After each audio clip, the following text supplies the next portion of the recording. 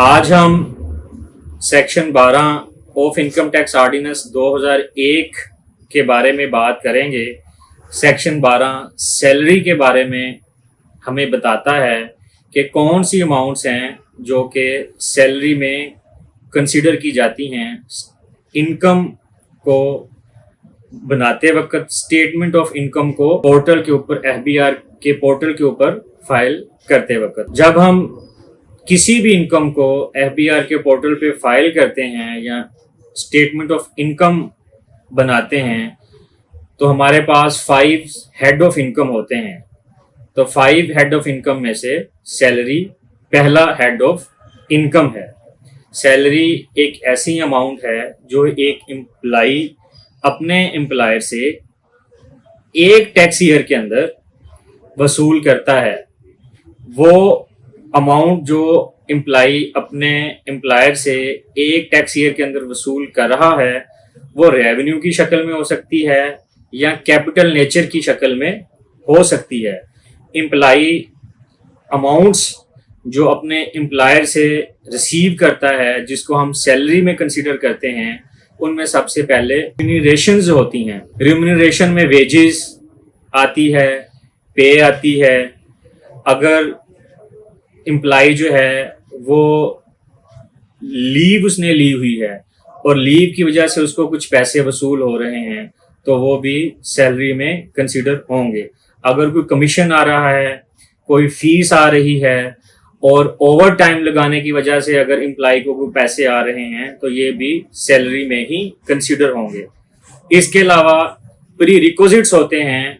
Pre requisites जो हैं वो रेवेन्यू की शक्ल में हैं, मनी की शक्ल में हैं या मनी की शक्ल में नहीं हैं, वो भी जो एम्प्लॉय की सैलरी में ही डिफाइन किए जाएंगे। इसके अलावा अलाउंसेस हैं, जैसे ट्रैवल अलाउंस हो गया, मेडिकल अलाउंस हो गया, एजुकेशन का अलाउंस हो गया, यूटिलिटी बिल्स हो गए और इंटरटेनमेंट होगी, कॉस्ट ऑफ लिविंग होगी।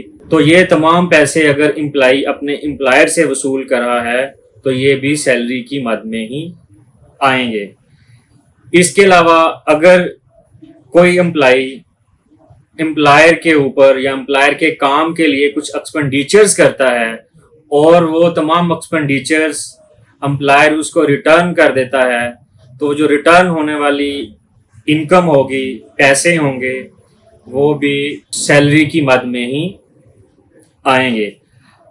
सैलरी लेते वक्त कुछ एडिशनल पेमेंट्स एम्प्लॉय को मिल रही होती हैं तो वो पेमेंट्स जो है वो भी सैलरी की मद में ही आएंगी। एडिशनल पेमेंट्स में ग्रेजुटी हो सकती है, पेंशन हो सकती है, गोल्डन शेक हैंड हो सकता है या एम्प्लॉयमेंट के दरमियान एम्प्लॉय के कुछ फर्दर कॉन्ट्रैक्ट्स हो जाते हैं।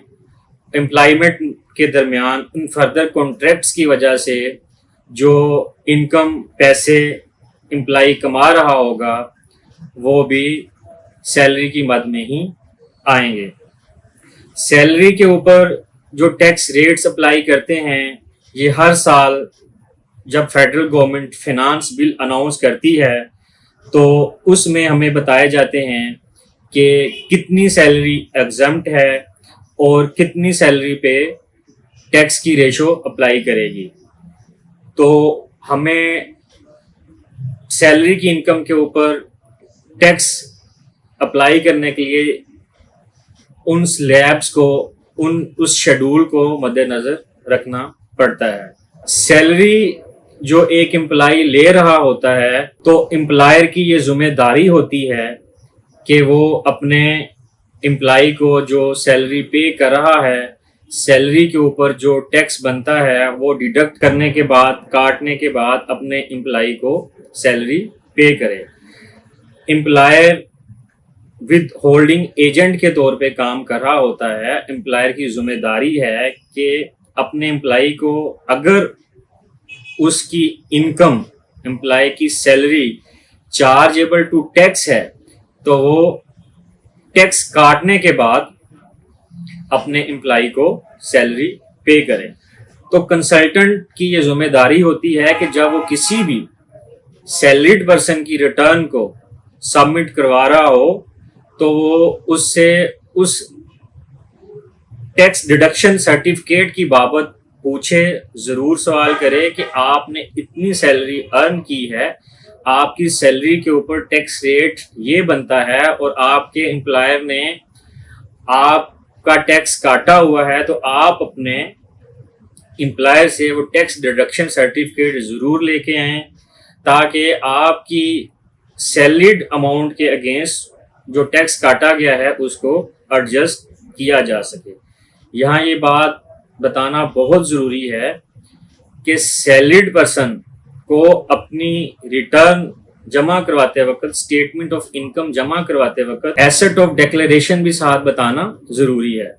अमूमन डेली रूटीन में हम ये देखते हैं कि सैलरीड पर्सन जब अपनी रिटर्न फाइल कर रहे होते हैं, इनकम ऑफ स्टेटमेंट जमा करवा रहे होते हैं, या तो वो खुद कर रहे होते हैं या जहां वो डिपार्टमेंट में काम कर रहे होते हैं उनका कंसल्टेंट जब वो अपने एम्प्लॉय की रिटर्न जमा करवा रहा होता है, तो वो एक गलती करता है, वो स्टेटमेंट ऑफ इनकम तो जमा करवाता है मगर एसेट्स की डिक्लेरेशन वेल्थ स्टेटमेंट में वो सबमिट नहीं करवाता।